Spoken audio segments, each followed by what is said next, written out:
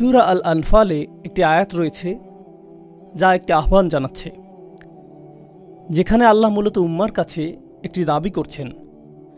আমি আগেও এই আয়াতটি নিয়ে কথা বলেছি, কিন্তু আয়াতটির অন্তর্নিহিত অনেক রত্ন এখনও অনাবিষ্কৃত রয়ে গিয়েছে।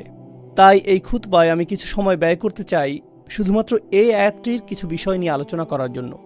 প্রথমে আয়াতটির সরল অনুবাদ করার মাধ্যমে শুরু করছি। আ'আইদ্দু লাহুম মাসতাতা'তু মিন কুওয়াতিন। আয়াতটি নাজিল হয় মুসলিমদের বদর যুদ্ধে বিজয় লাভের পর। আমার ধারণা সকলেই বদরের যুদ্ধ সম্পর্কে জানেন। বদর শেষ হয়ে গিয়েছে, মুসলিমরা বিজয়ী হয়েছে আর শত্রুরা পরাজিত হয়েছে, আর আমরা প্রচুর প্রচুর প্রচুর পরিমাণে যুদ্ধলব্ধ সম্পদ সংগ্রহ করেছি। এটা ছিল আনন্দ উদযাপনের একটা উপযুক্ত সময়। দীর্ঘ সময় পর এই প্রথম মুসলিমরা বড় কোনো সুসংবাদ পেলেন, আর এই বিজয়ের ঠিক পরেই আল্লাহ বলছেন, শত্রুদের জন্য আগাম প্রস্তুতি গ্রহণ করো। আ'আইদ্দু লাহুম, তোমরা মাত্র বিজয় লাভ করেছ, আর আল্লাহ বলছেন তাদের উদ্দেশ্যে প্রস্তুত হও। এটা প্রত্যাশিত যে আল্লাহ যুদ্ধের আগে বলবেন তাদের উদ্দেশ্যে প্রস্তুত হও, কিন্তু এখানে আল্লাহ বলছেন তাদের উদ্দেশ্যে প্রস্তুত হও বিজয়ী হওয়ার পরে। আল্লাহ আপনাকে জানিয়ে দিচ্ছেন যে তারা ফিরে আসবে। তিনি জানিয়ে দিচ্ছেন তারা নিশ্চিহ্ন হয়ে যায়নি। প্রকৃতপক্ষে তাদের জন্য প্রস্তুত হও বলার মাধ্যমে আল্লাহ এটাও জানিয়ে দিচ্ছেন যে এই বিজয়ের জন্য তোমরা যে প্রস্তুতি নিয়েছ তা পরবর্তী যুদ্ধের জন্য যথেষ্ট নয়, তোমাদের আরও বেশি প্রস্তুতি প্রয়োজন। সেটাই আল্লাহ আমাদের জানিয়ে দিচ্ছেন। প্রতিটা বিজয়ের ক্ষেত্রেই পরবর্তী চ্যালেঞ্জটা আগেরটার চেয়েও বড় হয়ে থাকে। তাই এখনই তোমাদের প্রস্তুতি শুরু করতে হবে। হ্যাঁ, উদযাপন করার মতো কিছুটা সময় তো রয়েছে। এটা ভালো যে আমরা বিজয় লাভ করেছি, কিন্তু এর ঠিক পরেই তোমাদের মনোযোগী হতে হবে, কারণ শত্রু এখনও নির্মূল হয়নি। আ'আইদ্দু লাহুম। এখন কিভাবে আমরা তাদের জন্য প্রস্তুত হব? আল্লাহ আযজা ওয়া জাল্লা বলছেন, মাসতাতা'তুম মিন কুওয়াতিন। যে কোনো ধরনের শক্তি সম্ভব তা অর্জনের জন্য যথাসাধ্য প্রস্তুতি গ্রহণ করো। আ'আইদ্দু লাহুম মাসতাতা'তুম মিন কুওয়াতিন। যে কোনো ধরনের শক্তি সম্ভব তা অর্জনের জন্য যথাসাধ্য প্রস্তুতি গ্রহণ করো। যেই শক্তি সম্ভব তোমরা সংগ্রহ করো। আরবি ভাষার দৃষ্টিকোণ থেকে মিন কুওয়াতিন হলো তানাউ, যার অর্থ আল্লাহ এখানে শক্তির সংজ্ঞাকে সীমাবদ্ধ করেননি। আল্লাহ এটাকে একটিমাত্র জিনিসে সীমাবদ্ধ করেননি। আল্লাহ বলতে পারতেন যে আরও বেশি অস্ত্র সংগ্রহ করো অথবা সেনাবাহিনীকে আরও বেশি প্রশিক্ষিত করো।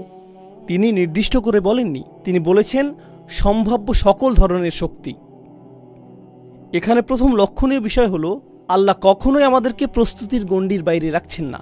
তোমরা মনে করেছ যে যুদ্ধ সমাপ্ত হবার সাথে সাথে প্রস্তুতি পর্ব শেষ হয়েছে, কিন্তু না। যুদ্ধে বিজয়ী হওয়ার ঠিক পরেই তাৎক্ষণিক পরবর্তী প্রস্তুতি শুরু হয়ে গিয়েছে। এখন দ্বিতীয় যে বিষয়টি আমরা এখানে শিখছি, যার প্রতি আমি আপনাদের মনোযোগ আকর্ষণ করব, তা হলো ক্ষমতা শুধু একক বিষয় নয়। ক্ষমতা বলতে কি বোঝায়, এর সংজ্ঞা সম্পর্কে সরল ধারণা থেকে আমাদেরকে বেরিয়ে আসতে হবে। উদাহরণস্বরূপ, এখনকার সময়ে অনেক মানুষ যারা গভীরভাবে চিন্তা করে না, তারা মনে করে যে যদি নির্বাচন সংঘটিত হয়, সেই নির্বাচনে যেই জয়ী হবে সেই ক্ষমতার অধিকারী, তাই না? আমরা এভাবে কথা বলি যে এই ব্যক্তিটি প্রধানমন্ত্রী হয়েছে, অতএব সে ক্ষমতার অধিকারী। এই ব্যক্তি ইউনাইটেড স্টেটসের প্রেসিডেন্ট হয়েছে, সেই ক্ষমতার অধিকারী। কিন্তু আপনি যদি রাজনীতি এবং অর্থনীতি সম্পর্কে কিছুটা জানেন, তাহলে বুঝবেন যে এই মানুষগুলো মোটেই ক্ষমতার অধিকারী নয়। তারা আসলে পুতুল মাত্র। তাদের পেছনে এমন মানুষ রয়েছে যারা অনেক বেশি শক্তিধর, আর যেই মানুষগুলো আসলেই শক্তির অধিকারী তারা অনেক বেশি অদৃশ্য সেই সকল মানুষদের তুলনায়, যাদেরকে তারা আপনাদের সামনে উপস্থাপন করে, যাতে আপনারা মনে করেন যে এই ব্যক্তিগুলোই শক্তির অধিকারী। আপনি প্রধানমন্ত্রীর উপর রাগান্বিত হয়ে থাকেন, কারণ আপনি তো জানেন না যে কে তাকে ব্যবহার করছে। তো তাদের সামনে এই পুতুলগুলো রয়েছে যাদেরকে তারা ব্যবহার করে। যদি কোনো একজন তাদের কার্যসিদ্ধি না করে, তারা তাকে নির্বাচনে পরাজিত করিয়ে দেয়, তার স্থানে অন্য কাউকে নিয়ে আসে, আবার অন্য কাউকে, আবার অন্য কাউকে। তারা পরোয়া করে না যে সে কোন দলের নেতা, কারণ ক্ষমতা যেভাবে কাজ করে তা হলো এর নিজস্ব কিছু উদ্দেশ্য রয়েছে। তো একটি বিষয়ে আমি মনোযোগ আকর্ষণ করতে চাই, বিশেষত এই বিষয়টিতে আমি তরুণ মুসলিমদের যে মনোযোগ আকর্ষণ করতে চাই, তা হলো ক্ষমতা নিয়ে সরল ধারণা পোষণ না করা। সেনাবাহিনীর বিশাল আকারে কিছুই আসে যায় না। সেনাবাহিনীর কাছে ক্ষমতা নেই, বরং কে সেই সেনাবাহিনীকে নিয়ন্ত্রণ করছে, কে সিদ্ধান্ত নিচ্ছে সেই সেনাবাহিনী কোথায় যাবে, কে সিদ্ধান্ত নিচ্ছে যে বন্দুকের নলটি কোন দিকে তাক করা থাকবে, কোন দিকে ট্যাঙ্ক চলবে, এই সিদ্ধান্তগুলো কোথায় তৈরি হচ্ছে, সেখানেই ক্ষমতা রয়েছে। সেটাই ক্ষমতার প্রকৃত উৎস। এখন আল্লাহ মুসলিমদের উদ্দেশ্যে বলছেন, ক্ষমতা তৈরি করো। তো এখন এটা একটা অনুশাসনে পরিণত হলো। প্রত্যেক মুসলিমের এটা চিন্তা করতে হবে যে আমাদেরকে ক্ষমতা তৈরির কথা ভাবতে হবে। আল্লাহ আমাদেরকে আদেশ করেছেন ক্ষমতা তৈরির জন্য আমাদের সামর্থ্য অনুযায়ী প্রস্তুতি গ্রহণ করার, কিন্তু তারপর আল্লাহ আরও যোগ করলেন ওয়ামের রিবাতিল খৈল, আর বিশেষভাবে অশ্বারোহী সেনাদল তৈরি করো। অশ্বারোহী মানে ঘোড়া, যুদ্ধের জন্য প্রস্তুত ঘোড়া। এখন আসুন রাসূল সাল্লাল্লাহু আলাইহি সাল্লামের জীবন থেকে বিষয়টা নিয়ে চিন্তা করি। আপনারা জানেন যে রাসূল সাল্লাল্লাহু আলাইহি সাল্লাম মক্কা থেকে মদিনাতে হিজরত করেছিলেন। তখন মদিনার অবস্থা কি ছিল? মদিনাতে অর্থনৈতিক সংকট চলছিল। আপনি যদি এটা না জেনে থাকেন এখন জেনে নিন। মদিনাতে ধনী মুসলিম ছিল না, সেখানকার মুসলিমরা ছিল খুবই দরিদ্র। মুহাজিরগণ ইতিমধ্যেই তাদের সকল সম্পদ হারিয়েছেন, যেহেতু তারা ছিলেন শরণার্থী। তো তারা ইতিমধ্যেই দেউলিয়া, তাদের কোনো অর্থ ছিল না। আর আনসারগণ যারা তাদেরকে সহায়তা করেছিলেন, তাদের বাসস্থানের ব্যবস্থা করেছিলেন, আল্লাহ তাদের ব্যাপারে বলছেন ওয়ালাউ কানা বিহিম খাসাসা, তারা নিজেরাও অনাহারে থাকে। তো এখানে শরণার্থীদের পৃষ্ঠপোষকতা করছে দরিদ্র মানুষেরা। এটাই মদিনার পরিস্থিতি। তো সাধারণভাবে বলতে গেলে তারা সম্পদশালী ছিলেন না। আল্লাহ তাদেরকে বলছেন অশ্বারোহী বাহিনী প্রস্তুত করো। অশ্বারোহী বাহিনী কি? ঘোড়া, তাই না? এখন আরব উপদ্বীপে ঘোড়া কি সস্তা ছিল নাকি ব্যয়বহুল? এটা অত্যন্ত ব্যয়বহুল। আর আল্লাহ কি একটি অথবা দুইটি ঘোড়ার কথা বলেছেন? আপনি যদি অশ্বারোহী বাহিনী তৈরি করতে চান, সেক্ষেত্রে কয়েকশো ঘোড়ার প্রয়োজন হবে। আপনার কমপক্ষে 100 ঘোড়া প্রয়োজন। প্রথমে আসে ঘোড়া ক্রয়ের বিষয়টি। আপনি যদি এমন ঘোড়া চান যে যুদ্ধক্ষেত্রে কাজে আসবে, সেক্ষেত্রে আপনার ভালো জাতের ঘোড়া প্রয়োজন। আপনার এমন ঘোড়া প্রয়োজন নেই যে গাধার মতো, বরং আপনার তরতাজা ঘোড়া প্রয়োজন। আপনার BMW ঘোড়া প্রয়োজন।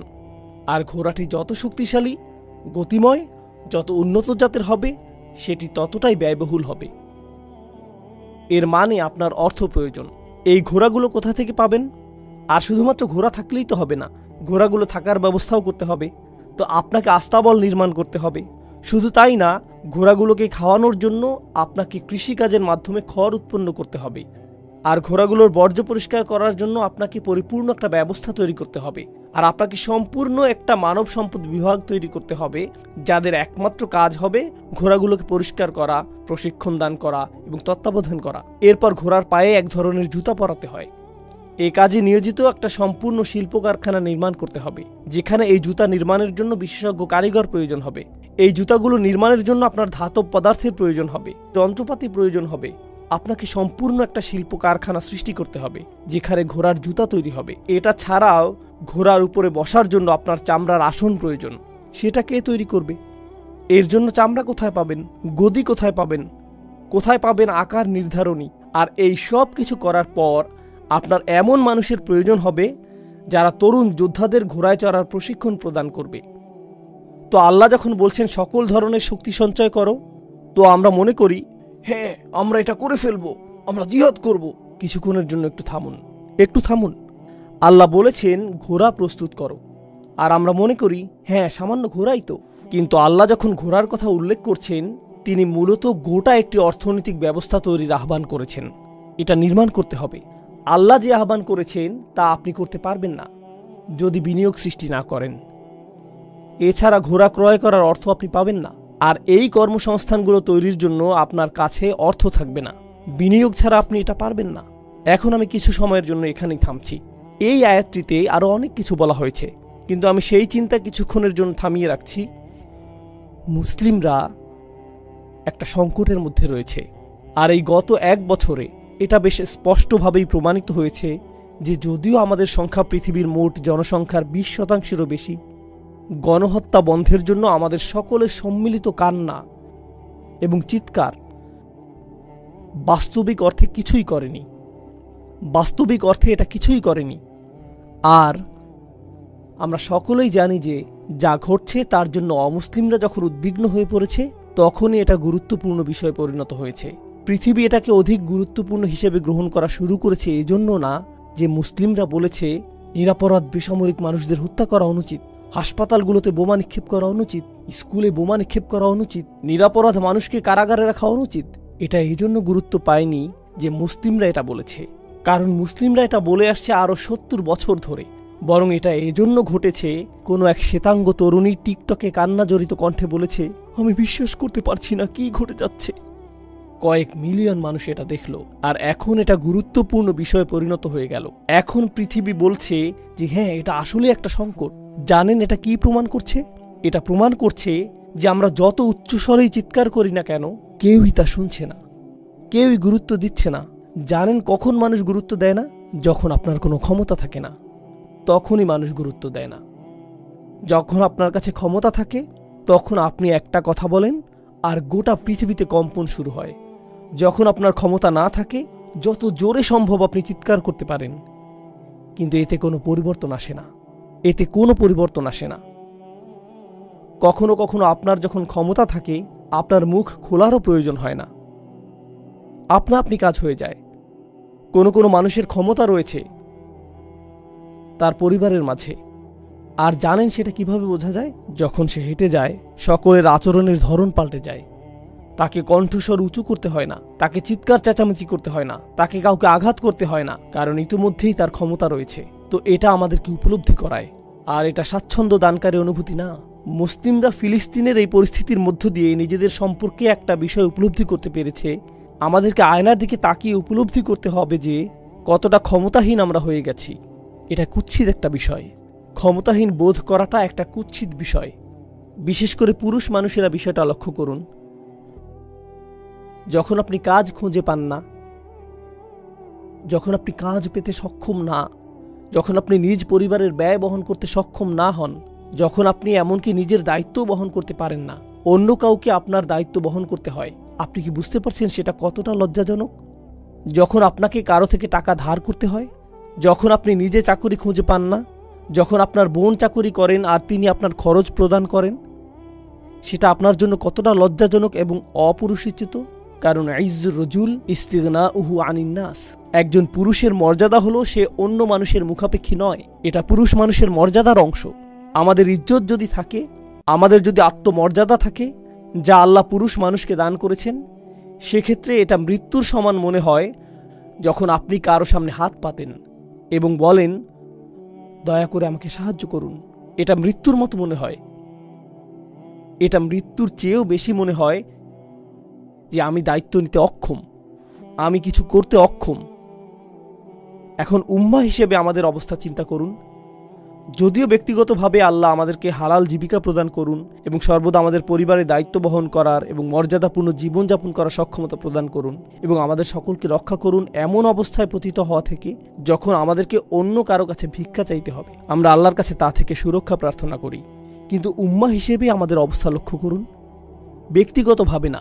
রসুল সাল্লাল্লাহু আলাইহি সাল্লাম এই গোটা উম্মাহকে একটি দেহের সাথে তুলনা করেছেন, তাই না? তিনি বলেছেন এটা এক অভিন্ন দেহের মতো। আমরা যদি একটি দেহ হই, আমরা কি সর্বদা ভিক্ষা করছি না? আমরা কি সর্বদা অন্য মানুষের কাছে ভিক্ষা চাইছি না? আমরা কি সর্বদা তাদের দূতাবাসগুলোর সামনে এবং তাদের সরকারি আমলাদের সামনে দাঁড়িয়ে বলছি না যে দয়া করে থামুন, আমরা আপনাদের কাছে সাহায্য চাই, দয়া করে আমাদের কথা শুনুন? এটাই কি আমাদের অবস্থা না? আর এটা বিশেষভাবে তরুণদেরকে খুবই ক্ষুব্ধ করে তোলে। আল্লাহ আমাদেরকে অত্যন্ত শক্তিশালী একটি আয়াত দান করেছেন, ক্ষমতা তৈরি করো, ক্ষমতা তৈরি করো, এটা তোমাদের প্রয়োজন হবে। আর আল্লাহ আমাদের বলছেন যে কিভাবে ক্ষমতা তৈরি করতে হবে, আমাদেরকে শিল্প কারখানা তৈরি করতে হবে। সমস্যা হলো বিশেষত তরুণরা যারা এখন শুনছেন, আধুনিক বিশ্বে বেশিরভাগ তরুণদের ক্ষেত্রে কি ঘটে? আপনি যখন বেড়ে উঠতে থাকেন, আপনাকে বলা হয় তোমাকে স্কুলে যেতে হবে এবং স্কুলে ভালো ফলাফল করতে হবে, এরপর একটা চাকুরি পেতে হবে, আর যখনই তুমি চাকুরি পাবে তখন তোমার পরিবারের দায়িত্ব নিতে হবে, আর যখন তুমি এই পরিমাণ টাকা উপার্জন করবে তখন বিয়ে করতে পারবে, যখন তুমি বিয়ে করবে এরপর একটা ফ্ল্যাট কেনার চেষ্টা করবে, একটা ফ্ল্যাট হওয়ার পর এখন তোমাকে বাড়ির মালিক হতে হবে, এরপর একটা গাড়ি কিনতে হবে, এরপর সন্তান হবে, আর এর সাথে আসবে সন্তানের খরচ। তো আপনি জীবনের বেশিরভাগ অংশই এই চিন্তায় ব্যয় করছেন যে পরবর্তী চেকটি কোথা থেকে আসবে, অর্থ কোথা থেকে আসবে। এর মাঝখানে সুযোগ পেলে উম্মার সমস্যাগুলো নিয়ে সামাজিক মাধ্যমে পোস্ট করতে হবে। কিন্তু বাস্তবিকভাবে বলতে গেলে, যেহেতু আপনি আপনার ব্যক্তিগত জীবন নিয়ে এতটাই আচ্ছন্ন, তাই আপনি বড় কোনো চিন্তা করতে পারেননি। ফলে আপনার আসলে কোনো ক্ষমতাই অর্জিত হয়নি, অথবা আপনি ক্ষমতাহীন। এখন অন্য ক্ষেত্রগুলোতে কি ঘটে? এটা এমন এক বাস্তবতা, আমি চাই আপনারা এটা উপলব্ধি করুন। আল্লাহ পৃথিবী পরিচালনার জন্য একটা নিয়ম তৈরি করে দিয়েছেন। আর সেই নিয়ম সর্বদাই বিদ্যমান থাকবে। এমনকি রসুল সাল্লাল্লাহু আলাইহি সাল্লামের সময়েও এই নিয়ম বর্তমান ছিল। তো উদাহরণস্বরূপ হিজরতের সময়ের কথা, যা কিনা রসুল সাল্লাল্লাহু আলাইহি সাল্লামের সিরাতের বিস্ময়কর ঘটনাগুলোর একটি। হিজরতের সময় আল্লাহ আবু বকর রাদিয়াল্লাহু তাআলা আনহুর সহায়তার ব্যবস্থা করেছিলেন। আর আবু বকর রাদিয়াল্লাহু তাআলা আনহু হিজরতকে সফল করতে সক্ষম হয়েছিলেন কারণ তিনি উট ক্রয়ের জন্য অর্থ ব্যয় করেছিলেন, তিনি পথ প্রদর্শকের জন্য অর্থ ব্যয় করেছিলেন, তিনি ভ্রমণের জন্য ব্যয় করেছিলেন, তিনি ছিলেন সফল ব্যবসায়ী। আর হিজরতের সেই যাত্রাটিকে সহায়তা করার জন্য তিনি সেই সম্পদকে ব্যবহার করতে সক্ষম হয়েছিলেন। আবার রসুল সাল্লাল্লাহু আলাইহি সাল্লাম উপার্জনের উদ্দেশ্যে কাজ করা বন্ধ করে দিয়েছিলেন, তিনি নিজে উপার্জন করা বন্ধ করে দিয়েছিলেন। তিনি দিন রাত রাসূল হিসাবে দায়িত্ব পালন করেছিলেন। রাসূল হিসেবে কিভাবে আপনি দায়িত্ব পালন করতে পারবেন যখন আপনার কোনো উপার্জন নেই? খাবার কোথা থেকে আসবে? আর এটা সম্ভব হয়েছিল কারণ খাদিজা রাদিয়াল্লাহু তাআলা আনহার গোটা একটা ব্যবসা প্রতিষ্ঠান ছিল, যা রাসূল সাল্লাল্লাহু আলাইহি সাল্লামের কার্যক্রমের অর্থায়ন করে যাচ্ছিল। এরপর তিনি তার দায়িত্ব পালনে সক্ষম হয়েছিলেন। এমনকি পৃথিবীর ইতিহাসের সবচেয়ে মহৎ মিশনটি অর্থাৎ রাসূল সাল্লাল্লাহু আলাইহি সাল্লামের সিরাতের পেছনেও ব্যবসায়িক সহায়তা জড়িত ছিল, তাই না? তেমনটাই কি ঘটেনি? আর এখন কি ঘটে জানেন? এখন কি ঘটে? যখন আমরা বলি যে মুসলিমদেরকে শক্তিশালী ব্যবসায়িক সম্পর্ক তৈরি করতে হবে, মুসলিমদেরকে শক্তিশালী অর্থনীতি গড়ে তুলতে হবে, আস্তাগফিরুল্লাহ ভাই, অর্থনীতি তো দুনিয়া, আমাদেরকে আখিরাত নিয়ে চিন্তিত হওয়া উচিত। তো আল্লাহ যখন বলছেন যে অশ্বারোহী বাহিনী প্রস্তুত করো, আর এই কারণে কোনো ব্যক্তি কিছুটা অর্থ সংগ্রহ করেছে ঘোড়া কেনার জন্য, তখন আমরা বলছি আস্তাগফিরুল্লাহ ভাই, কেন আপনি অর্থ সংগ্রহ করেছেন? দুনিয়া নিয়ে চিন্তা করবেন না। তখন তার মুখে একটা চপটাঘাত দিয়ে আপনার বলা উচিত যে যান কোরআন পাঠ করুন গিয়ে। আল্লাহ আমাদেরকে ক্ষমতা সৃষ্টি করতে বলছেন, আর আপনি ক্ষমতা সৃষ্টি করতে পারবেন না কি সৃষ্টি ছাড়া? সম্পদ। আপনাকে সম্পদ সৃষ্টি করতে হবে। আজকের এই উপস্থিতির মধ্যে কিছু মানুষ রয়েছেন ব্যবসায়ী, আর আলহামদুলিল্লাহ আল্লাহ তাদেরকে সফলতা দান করেছেন। হয়তো আপনি একটি রেস্তোরাঁর মালিক, হয়তো আপনি মুদি দোকানের মালিক, হয়তো আপনি পেট্রোল পাম্পের মালিক, আমি জানি না আপনারা কিসের মালিক, হয়তো আপনারা হাউজিং ব্যবসা করছেন। আল্লাহ আপনার ব্যবসায় সফলতা প্রদান করেছেন। আর আল্লাহ যদি ব্যবসায় আপনাদের সফলতা দিয়ে থাকেন, জানেন আপনার প্রতি আমার উপদেশ কি? তা হলো আমাদেরকে অর্থনৈতিক সুসম্পর্ক গড়ে তুলতে হবে, আমাদেরকে ক্ষমতা তৈরি করতে হবে, মুসলিমদের মধ্যেই অর্থ আবর্তিত হতে হবে। যদি আপনার একটি ব্যবসা থাকে আর আপনার গাড়ি মেরামত করার প্রয়োজন হয়, তাহলে গাড়িটি কাছের মুসলিম ব্যবসায়ীদের কাছ থেকে মেরামত করুন। আবার যখন তিনি যন্ত্রাংশ ক্রয় করবেন, তার সেটা মুসলিমদের কাছ থেকে ক্রয় করা উচিত। এভাবে একে অপরকে সহায়তা করতে হবে। আর যখন মুসলিম ব্যবসাগুলো সাফল্য লাভ করতে থাকবে, তখন তারা বেশি বেশি মুসলিমদেরকে নিয়োগ দিতে শুরু করবে, আর ধীরে ধীরে তারা এই অর্থনীতি গড়ে তুলবে। এখন অধিক সংখ্যক মানুষ যখন অধিক পরিমাণ অর্থনৈতিক শক্তি অর্জন করবে, তখন স্থানীয় প্রতিষ্ঠানগুলো আরও শক্তিশালী হতে থাকবে। এটা সর্বশেষ ভাবনা যা আমি আপনাদের সাথে শেয়ার করব, যেহেতু হাতে খুব একটা সময় বাকি নেই। আমরা অভিযোগ করি যে উদাহরণস্বরূপ ইসরায়েলি লবি আমেরিকান রাজনীতিবিদদের পেছনে শত শত মিলিয়ন ডলার খরচ করে তাদের সিদ্ধান্তকে প্রভাবিত করার জন্য। আমরা কখনো এই প্রশ্ন করি না যে কোথা থেকে তারা এই শত শত মিলিয়ন ডলার পেল। আমরা কখনো এই প্রশ্ন করি না যে আমাদের কাছে যদি এই শত শত মিলিয়ন ডলার থাকতো, আমরা কি তা এভাবে ব্যয় করতাম রাজনীতিকে প্রভাবিত করার জন্য, নাকি তা প্রমোদ ভ্রমণের পিছনে ব্যয় করতাম? আমাদের মানসিকতাটা কি? আমরা ক্ষমতা সৃষ্টির প্রেক্ষিতে চিন্তা করি না, আমরা ক্ষমতার জন্য বিনিয়োগ করি না। আমরা বিনিয়োগ করি হয়তো আমাদের নিজেদের জন্য, অথবা যখন কোনো সংকটের কারণে অনুশোচনা বোধ করি, তখন সেই সংকটে সাহায্যের উদ্দেশ্যে ব্যয় করি। কিন্তু যেই সকল মানুষ ক্ষমতা সম্পর্কে বোঝে, জানেন তারা কোথায় বিনিয়োগ করে? তারা বিনিয়োগ করে গণমাধ্যমে, তারা বিনিয়োগ করে শিক্ষা খাতে, তারা বিনিয়োগ করে ব্যবসায়, তারা এই ক্ষেত্রগুলোতে বিনিয়োগ করে। আর যখন তারা এই ক্ষেত্রগুলোতে বিনিয়োগ করে, তখন তারা এমনকি রাজনীতিকেও নিয়ন্ত্রণ করতে শুরু করে। গণমাধ্যমকে যেই নিয়ন্ত্রণ করবে, রাজনীতিতে তার বড় একটা প্রভাব থাকবে। ব্যবসা বাণিজ্যকে যে নিয়ন্ত্রণ করবে, তার একটা বড় প্রভাব থাকবে। শিক্ষা খাতকে যে নিয়ন্ত্রণ করবে, রাজনীতিতে তার একটা বড় প্রভাব থাকবে। মুসলিমরা যদি ক্ষমতা তৈরি করতে হয়, তাহলে আমাদেরকে বুঝতে হবে যে সেই ক্ষমতার পেছনে কি রয়েছে, আর এরপর আমাদের সেই ক্ষমতা তৈরি করা শুরু করতে হবে। আল্লাহ বলেছেন, আ'ইদ্দুলাহুম মাস্তাতা'তুম মিন কুওয়াতিন ওয়া মির রিবাতিল খাইল। আর মুসলিমরা যখন এই ধরনের ক্ষমতা তৈরি শুরু করবে, আমরা জানি তখন কি ঘটবে। আল্লাহ বলছেন, তুরহিবুনা বিহি আদুওয়াল্লাহ। এমনকি তোমাদের এই ক্ষমতা তৈরিকালীন সময়েও আল্লাহর শত্রুরা ভীত সন্ত্রস্ত হয়ে পড়বে। আপনারা জানেন উপনিবেশকারী শক্তি ব্রিটিশ এবং ফ্রেঞ্চ যখন মুসলিম বিশ্বকে উপনিবেশে পরিণত করেছিল, তারা বুঝতে পেরেছিল যে মুসলিমরা কত শক্তিশালী, তারা সেটা বুঝতে পেরেছিল। তো এমনকি তারা প্রস্থান করার আগেও কিছু অপকর্ম করে গেছে। তারা প্রস্থান করেও সেখানে থেকে গিয়েছিল, আপনারা তা জানেন তাই না? তারা আলজেরিয়া থেকে প্রস্থান করেছিল কিন্তু ছেড়ে যায়নি। তারা সেনেগাল থেকে প্রস্থান করেছিল, পাকিস্তান থেকে প্রস্থান করেছিল, বাংলাদেশ থেকে প্রস্থান করেছিল, কিন্তু ছেড়ে যায়নি। তারা কি রেখে গিয়েছিল? তারা এমন সব পদ্ধতি রেখে গিয়েছিল যার ফলে মুসলিমরা কখনোই অর্থনৈতিকভাবে স্বাবলম্বী হতে পারবে না। তাদেরকে সবসময় ঋণের উপর থাকতে হবে, তাদেরকে সবসময় এভাবে হাত পেতে থাকতে হবে। তো যদিও আমরা প্রস্থান করছি, আমরা তাদেরকে ভিক্ষুক হিসেবে রেখে যাচ্ছি। তারা তাদের গোটা পদ্ধতিকে নির্মাণ করেছে, তাদের গোটা সম্পত্তি এবং সাম্রাজ্যকে নির্মাণ করেছে মুসলিমদের শ্রম এবং ঘামের বিনিময়ে, কিন্তু মুসলিমদেরকে তারা ভিক্ষাবৃত্তি এবং ছিন্ন ভিন্ন অবস্থায় রেখে গেছে। এটাই তাদের পরিকল্পনা। কৌশলটি সামরিক নয়, কৌশলটি আসলে অর্থনৈতিক। দক্ষিণ এশিয়ার মুসলিমরা ব্রিটিশদের দ্বারা বিজিত হয়েছিল, আমরা সেটা জানি। আপনারা ইংল্যান্ডে বসবাস করেন, আপনারা জানেন যে এই দেশটি কত ছোট, তাই না? আপনারা কি নিজে নিজে কখনো চিন্তা করেছেন যে এই ছোট জাতিটা কিভাবে এটা করলো? আর দক্ষিণ এশিয়াতে আমাদের জনসংখ্যা অনেক। কিভাবে এই অল্প কিছু মানুষ সেই গোটা একটা মহাদেশকে উপনিবেশে পরিণত করলো? কিভাবে তারা এটা করলো? কিছুটা ইতিহাস অধ্যয়ন করুন, আর আপনি নিজেই বুঝতে পারবেন যে তারা তাদের ব্যবসায়িক পদক্ষেপগুলোতে কৌশলী ছিল। তারা ব্যবসায়ের মাধ্যমে ক্ষমতা তৈরি করেছিল। তারা আসলে সেটাই তৈরি করেছিল। তারা এই বিষয়গুলো খুব ভালোভাবে বুঝে। এখনকার সময়ে পৃথিবীর সবচেয়ে বেশি যুদ্ধ এবং সংকটের মূলে রয়েছে অর্থনীতি, এর মূলে রয়েছে কোনো এক পক্ষের ব্যবসায়িক স্বার্থ। এই সব কিছুর মূলে এটাই। যখন মুসলিমরা এটা বুঝতে পারবে, এমনকি স্থানীয় পর্যায়েও, তখন মসজিদের ভূমিকা কি হবে? অবশ্যই এখানে আমরা দিন শিখব, এখানে আমরা নামাজ পড়ব, আমরা আমাদের সন্তানদেরকে এখানে আনব, এখানে আমাদের সন্তানদেরকে কোরআন শিখাবো। কিন্তু এখান থেকে তরুণ যুবকরা অভিজ্ঞ মানুষদের কাছ থেকে এটাও শিখবে যে কিভাবে নতুন ব্যবসা শুরু এবং পরিচালনা করা যায়। এটা তাদের কাজের প্রশিক্ষণ প্রাপ্তির কেন্দ্রে পরিণত হতে হবে। এখান থেকে ইন্টার্নশিপ শুরু হতে হবে। এই স্থানটি থেকে আমাদের ক্ষমতা তৈরির চর্চা শুরু করতে হবে। এরকমটা করতে পারলে এক দশকের মধ্যে, 10-15 বছরের মধ্যে মুসলিমরা অর্থনৈতিকভাবে লন্ডনের সবচেয়ে শক্তিশালী সম্প্রদায়ে পরিণত হবে। আপনারা কি মনে করেন যে এটা ছোট কোনো বিষয়? আমাদের এই সম্প্রদায় এতটাই শক্তিশালী হয়ে উঠবে যে আমাদেরকে রাজনীতিবিদদের কাছে যেতে হবে না, রাজনীতিবিদরা আমাদের কাছে আসবে। আপনারা কি চান? তারা আমাদেরকে এই প্রশ্ন করবে, কারণ অন্য ক্ষমতাশীল সম্প্রদায়ের ক্ষেত্রে তারা রাজনীতিবিদদের কাছে যায় না, বরং রাজনীতিবিদরাই তাদের কাছে আসে, কারণ তাদের সেই ক্ষমতা রয়েছে। আল্লাহ ইতিমধ্যেই আমাদেরকে পরিষ্কার জবাব দিয়ে দিয়েছেন। তিনি আমাদেরকে বলেছেন, একমাত্র এই উপায়েই শত্রুরা তোমাদের ভয় করবে।